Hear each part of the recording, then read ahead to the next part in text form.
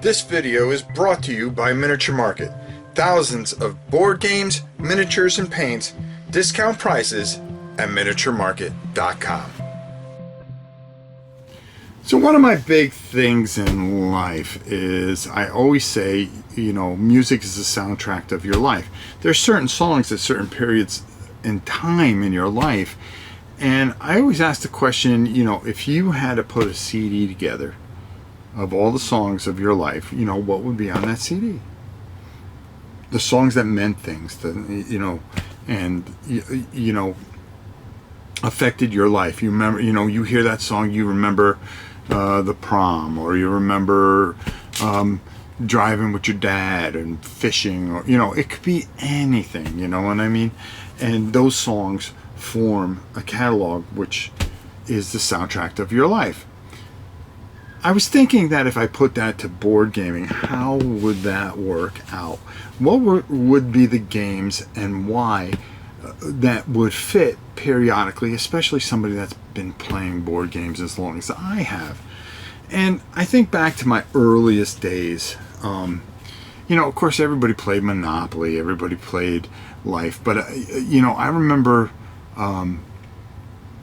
it was one Christmas evening, and we had gotten a whole bunch of presents, and I'm very, very young, and my father knew that I loved Army Men and all that stuff, and he picked me up a copy of Tactics 2, and I played that thing with him, and then I tried playing with my brother, who was at the time, I believe he was only 6, but we kind of taught him different things and stuff like that. But I would take that game over to my friend's house, and we would just play until we couldn't see, and just constantly playing. So Tactic 2, is like some of the earliest memories, along with Monopoly and stuff like that. As I got a little older, my fascination with that is my friend would, we lived up in the Northeast, and the winters were cold back then, very cold. So, when we go over each other's houses, it was, okay, hey, you want to play a game or something? And I can remember some of the earliest games that we were playing was some of the Milton Bradley war games, from the American Heritage series. Skirmish was one that we played all the time, and we played it wrong too. After all these years, I realized we played it wrong. Carrier Strike. And it wasn't until I got a little bit older and playing certain things that I really developed my love for Dungeons and Dragons. I think it was around 13, and we were playing, and we went over another friend's house, and he was holding a group, and we started playing Dungeons and Dragons, and I was just hooked. I mean, I was hooked from that moment on, and I had such a fascination with anything with it. Ogre was a big game when I was small. It was just a little pocket edition, and we would just play that consistently, especially in the early 80s, and things like that. Panzer Blitz, one of my all-time favorites. I'll never forget my first couple of bookshelf games from Avalon Hill, and that was Panzer Blitz and Starship Trooper. 2 games that just really we played until we couldn't see. Now, of course, the springtime, you had all kinds of, as a kid, you had events such as, baseball in the spring and through the summer for the most part, and then football in the fall that we were always playing. So that kind of offset things. But in the dog days of summer, you really didn't want to go outside, especially when you got those 2 or 3 weeks of just unbelievable humidity, where if you had an air conditioner, you were very lucky. We had a basement, and that's where we went because it was always cool in that basement, and we could at least sleep in the summers because we didn't have an air conditioner, and we would just play and play and play all kinds of different games. Chancellor, we had got in our hands. We would just pick up these things all the time. We would take the bus into New Haven, and we would go to the matinee, and there was a bookstore that was where you brought novels and you gave them, and they would give you credit and stuff like that. But they also had comic books there that you can get, and this was one of the very first comic book stores I ever saw. But also they had a section where they had a lot of war games and Avalon Hill stuff. Well, I'll never forget that time when I saw Battletech for the first time. And we saved up our money, and instead of getting that month's comic books, because we used to do odd jobs and stuff like that, we got Battletech. And we had such a wonderful time with that. I will never forget those days. And there were times we would go out, and, you know, as I got older, and, you know, you would kind of,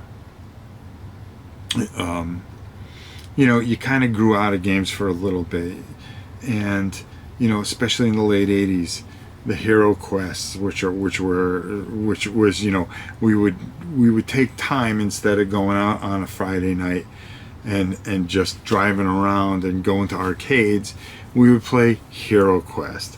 Or, you know, we would watch, which is totally off subject, but one of my friends had a really expensive computer, so, you know, that even fueled the fire even more, because we would watch him play Ultima, Wizardry, Questar, all those games, and you know, games.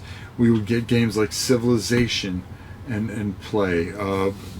Advanced Squad Leader, we would play, instead of running around drinking beer and chasing girls, because most of the time we were unsuccessful at that time. As I got older and into the 90s, I started, you know, specialty shops started popping up all over the place.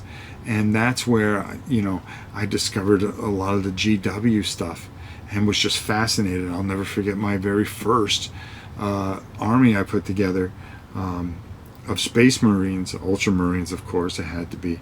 And then my friends would, you know, were orc fanatics and stuff like that. And we would just play and it was really the old school stuff.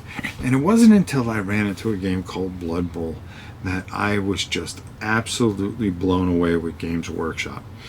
From the early days, our league, we would run a 10-week league, and then have playoffs and a championship, take 3 weeks off, and then start it up again. And we would do that all the time. And our teams, you know, we would start from scratch, and then you get so personally behind some of these characters. My one guy, what the heck was his name? I played, back then, I was a dark elf guy, and my dark elves were just nasty.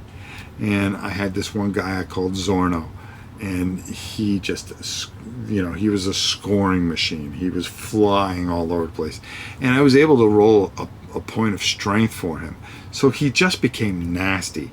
And it was really hard to get him down, especially with the higher strength. One day, unfortunately, he tripped before the end zone, and unfortunately he died because he fell and he snapped his neck. It was most unfortunate, but I will never forget that moment as long as I live. After that, I could never play Dark Elves again, and ever since then I've been playing a Chaos team, because Beastmen, you don't get too attached to them.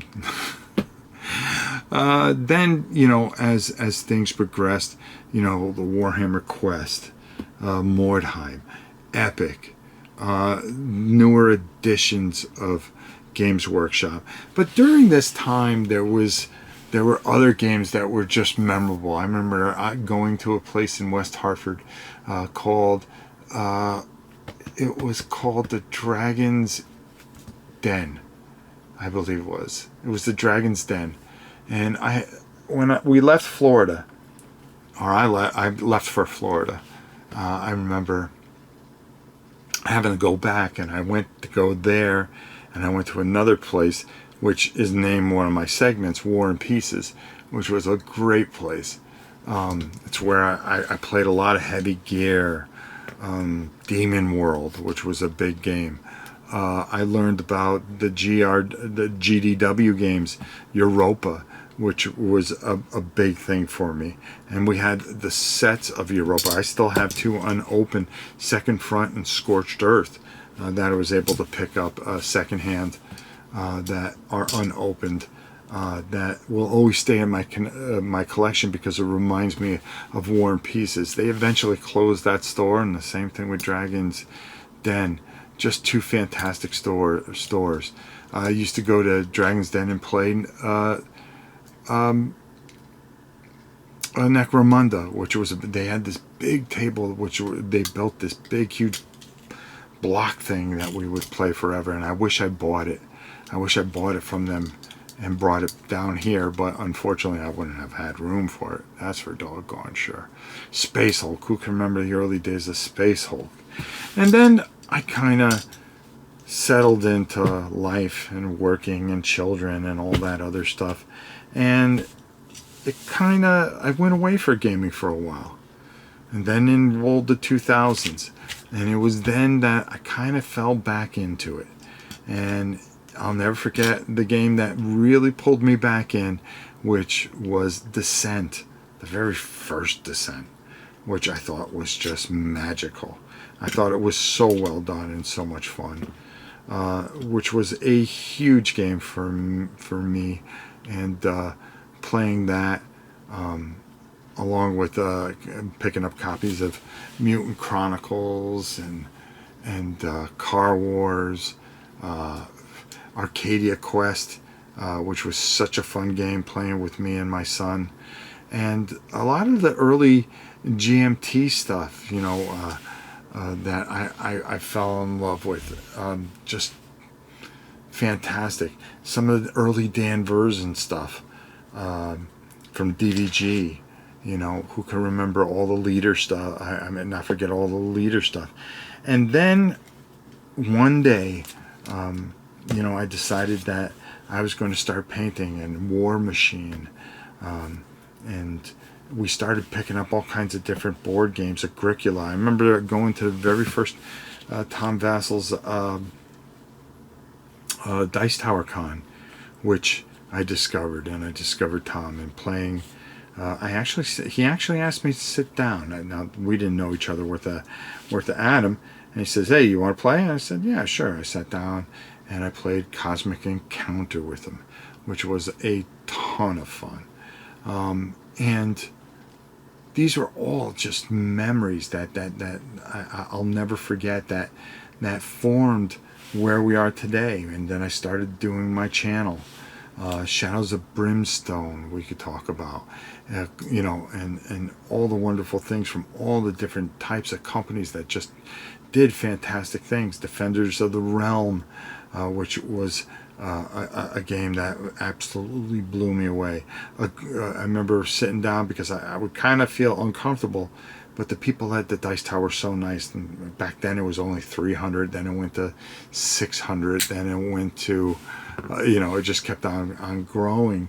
And all these games just formulated things. Nemo's War, I'll never forget that, and the magic that game meant to me. Just experiencing so many different things, and all these games formulate things throughout my tenure, my history, my life, and things like that. And when I think back to where I started to, and I'm doing this all from the top of my head. I think I wrote down one thing, Panzer Blitz, because I couldn't remember the name of the stupid game.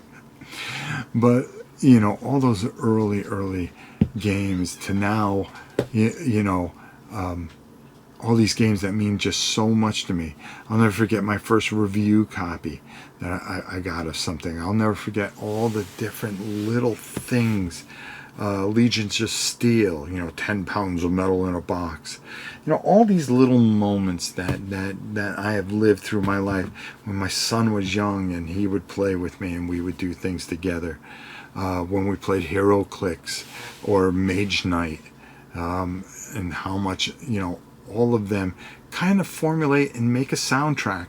A soundtrack, not, I wouldn't even call it a soundtrack, but they formulate a story in my life.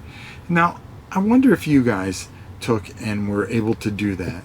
The games that moved you, the games that made you, or had special moments in your life that you can identify different parts of your life.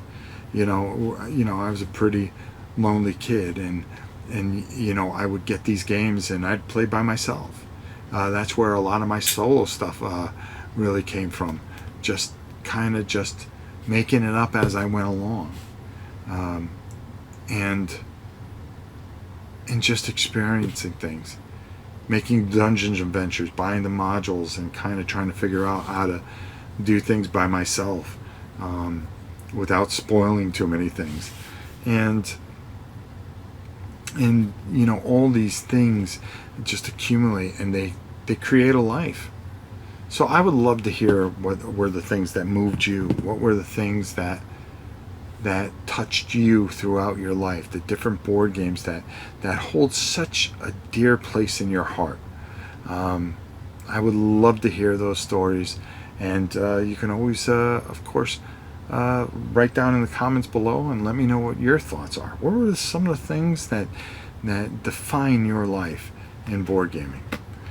So until next time, my dear friends, it's your old pal Rob. We'll see you soon, everybody.